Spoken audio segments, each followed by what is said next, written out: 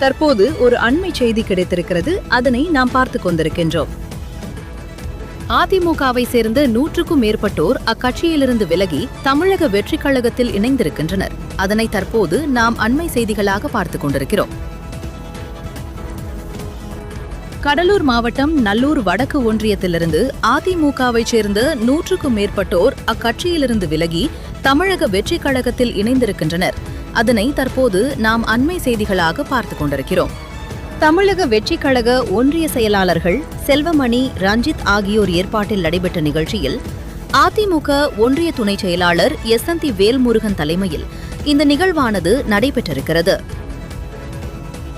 அதிமுக நிர்வாகிகள் மற்றும் தொண்டர்கள் கடலூர் மேற்கு மாவட்ட செயலாளர் விஜய் முன்னிலையில் தமிழக வெற்றிக் கழகத்தில் தங்களை இணைத்துக் கொண்டனர்.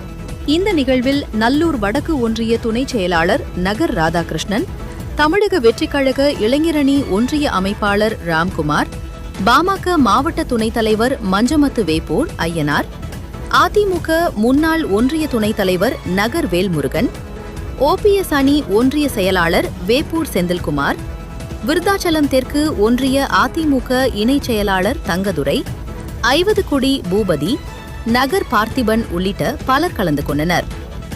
நல்லூர் ஒன்றியத்தில் நடைபெற்ற இந்த இணைப்பு நிகழ்வு அரசியல் வட்டாரங்களில் கவனத்தை ஈர்த்திருக்கிறது.